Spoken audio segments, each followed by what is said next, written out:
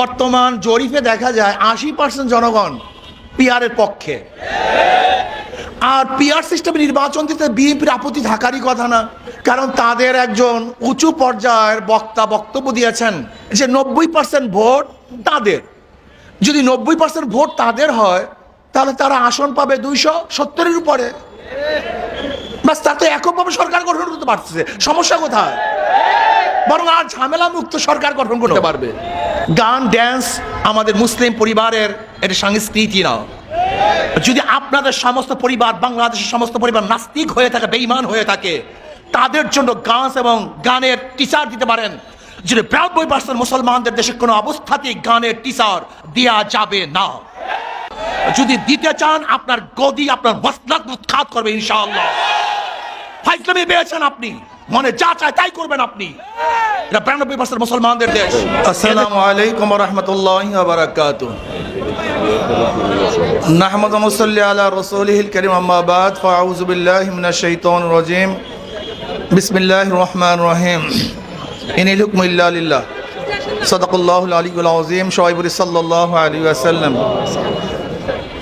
ইসলামী আন্দোলন কর্তৃক আয়োজিত আজকে সমাবেশের সম্মানিত সভাপতি, শ্রদ্ধাভাজন ওলামায়ে কেরাম, সর্বস্তরের জনগণ ভাইয়ার আমার, আজকে আমাদের দাবি কি ইতিমধ্যে আপনারা শুনেছেন। আমাদের দাবি হলো জুলাই সনদের আইনি ভিত্তি দিতে হবে। এটা সকলের দাবি, এটা শুধু আমাদের দাবি নয়, জনগণের দাবি। কাজী এটা দিতে অসুবিধা কোথায়? কাদের ইঙ্গিতে দিচ্ছেন না? আমি মনে করি ভারত চায় না জুলাই সনদের আইনি ভিত্তি দিতে। তাহলে আপনারা কি ভারতের আশা এবং আকাঙ্ক্ষার প্রতিফলন ঘটাচ্ছেন? আমরা অবশ্যই দাবি করব জুলাই সনদের আইনি ভিত্তি দিতে হবে। অন্তর্বর্তী সরকার শুধু নির্বাচনের জন্য বসেন নাই। তিনি কেন বসেছেন আমরা সবাই জানি।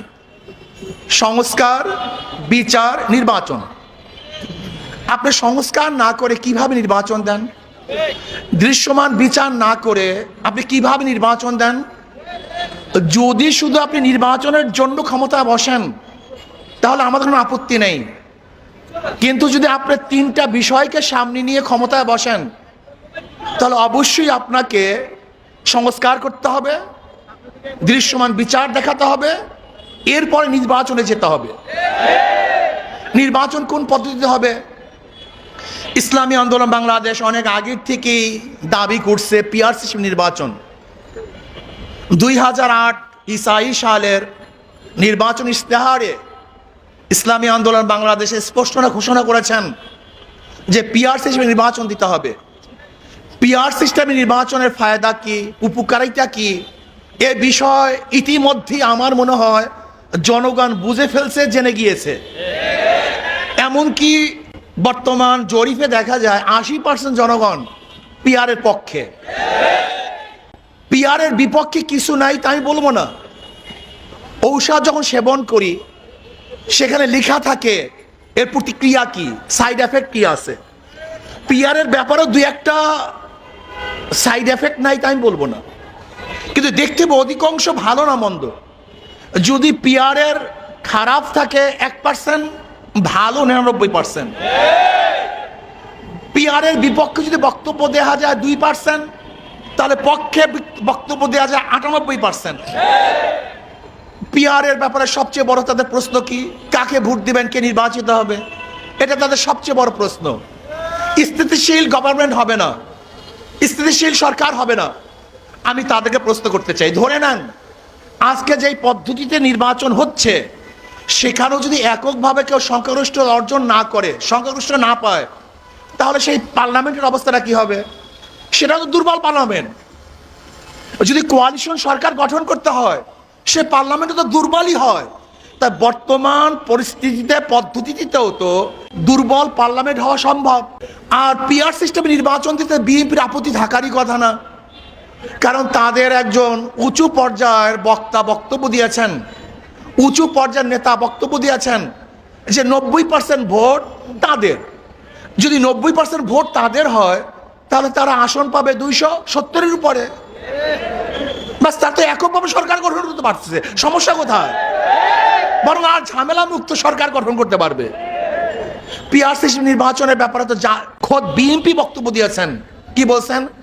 তিনি জাতীয় সংসদ গঠন করবেন, জাতীয় সরকার গঠন করবেন।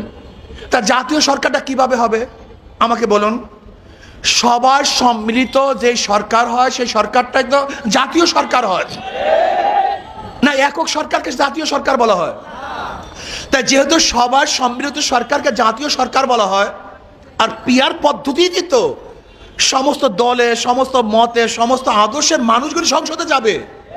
কাজে সেহেতু বিএনপির বক্তব্য অনুযায়ী তো পিআর সিস্টেমের নির্বাচনের প্রয়োজন। পিআর সিস্টেম নির্বাচনের সবচেয়ে বড় ফায়দাটা কি? ফ্যাসিস্ট তৈরি হবে না, কালো টাকা সরাসরি হবে না, পেশির শক্তি ব্যবহার করতে পারবে না, ভোট ছিনতাই হবে না, কারোর ভোট বিফলে যাবে না, পচবে না। সব দলীয়, সব আদর্শের, সব মানুষের সংসদ হবে, যেখানে থাকবে মুসলমানদের প্রতিনিধি, হিন্দুদের প্রতিনিধি, খ্রিস্টানদের প্রতিনিধি, সেখানে থাকবে ডান বাম সমস্ত প্রতিনিধিরা সেখানে থাকবে। রাস্তায় আন্দোলন করতে হবে না, আমাদের আলোচনা হবে সংসদের মধ্যে। রাস্তায় চিল্লাচিল্লির কোনো প্রয়োজন নেই। আজকে অনেকেই বলতেছেন যে অমুকের নেতৃত্বে আজকে যুগপৎ আন্দোলন। আমি ওই সমস্ত পত্রিকার সাংবাদিক বন্ধুদেরকে বলবো, সাংবাদিকতা শিখেন। যুগপৎ আন্দোলন প্রত্যেকের জায়গার থেকে করে, কারণ নেতৃত্ব করে না। মানে ইসলামী আন্দোলন বাংলাদেশে প্রথম এই পিআর সিস্টেমে নির্বাচনের দাবি তুলছে। কাজী আমি সাংবাদিক বন্ধুদেরকে বলবো, লিখবেন, বলবেন, দাড়ি কমা যেন ঠিক থাকে। পিআর সিস্টেমে নির্বাচন দিতে হবে, এই জাতির দাবি। যদি আপনারা মনে করেন যে ঐক্যমত্য কমিশনে আপনার সিদ্ধান্ত বুঝতে না পারেন, সহজ কথা, আপনার গণভোট দেন, রেফারেন্ডাম দেন। যদি জনগণ পিআর সিস্টেম নির্বাচনের পক্ষে থাকে, তাহলে আমরা অবশ্যই দাবি করতে পারি। আর যদি জনগণ পিআর সিস্টেমে নির্বাচন না চায়, তাহলে আমরা দাবি করব না। কাজে অন্তর্বর্তী সরকারকে বলবো, অবশ্যই আপনি রেফারেন্ডাম দেন, গণভোট দেন। যদি জনগণ ডিসাইড করে যে আমরা পিআর সিস্টেম নির্বাচন চাই, তাহলে অবশ্যই আপনাকে পিআর সিস্টেম নির্বাচন দিতে হবে ইনশাআল্লাহ। যদি আপনি কোনো অবস্থা দিয়ে আগেই বলেছেন বক্তাগণ, উপরের ইঙ্গিত, যদি উপরের ইঙ্গিতে আপনি পিআর সিস্টেম নির্বাচন দিতে গড়িমসি করেন, তাহলে জনগণ ঐক্যবদ্ধভাবে আপনাকে বাধ্য করবে পিআর সিস্টেম নির্বাচন দেওয়ার জন্য। জুলাই সনদে আইনি স্বীকৃতি দিতে হবে এবং বিচার দৃশ্যমান করতে হবে। যদি তা না করেন, সংস্কার করতে হবে। যদি এইগুলি আপনি না করেন, শুধু নির্বাচন করেন, তাহলে আমি মনে করব আপনিও কোনো এক দলের দিকে ঝুঁকে গেছেন, আপনি নিরপেক্ষতা হারিয়ে ফেলবেন। কাজে আসুন আমরা সম্মিলিতভাবে এই দাবিকে সামনে নিয়ে আন্দোলন করব। আন্দোলনের আগেই সরকার এটাকে গ্রহণ করবে। আর প্রাইমারি স্কুলে ড্যান্স এবং গান শিক্ষার জন্য ওস্তাদ দিবেন, শিক্ষক দিবেন। কেন? কিসের জন্য? গান, ড্যান্স আমাদের মুসলিম পরিবারের এটা সংস্কৃতি না। যদি আপনাদের সমস্ত পরিবার, বাংলাদেশের সমস্ত পরিবার নাস্তিক হয়ে থাকে, বেঈমান হয়ে থাকে, তাদের জন্য গান এবং গানের টিচার দিতে পারেন। যদি 92% মুসলমানদের দেশে কোনো অবস্থাতেই গানের টিচার দেওয়া যাবে না। এদেশে টুপিওয়ালাদের, দাড়িওয়ালাদের, মুসলমানদের খাজনা, ট্যাক্স, ভ্যাটের পয়সা দিয়ে গানের টিচার দিবেন। গানের টিচারের প্রয়োজনটা কি? সেখানে ইংলিশ টিচার দেন, কম্পিউটার টিচার দেন। আজকে প্রাইমারি শিক্ষা ব্যবস্থা ধ্বংস হয়ে গেছে, কিচ্ছু নাই। সেখান থেকে আর মানুষ ঘুরতেছে না, ইউনিভার্সিটিতে চান্স পায় না, মেডিকেলে চান্স পায় না, কোনো জায়গায় চান্স পাচ্ছে না।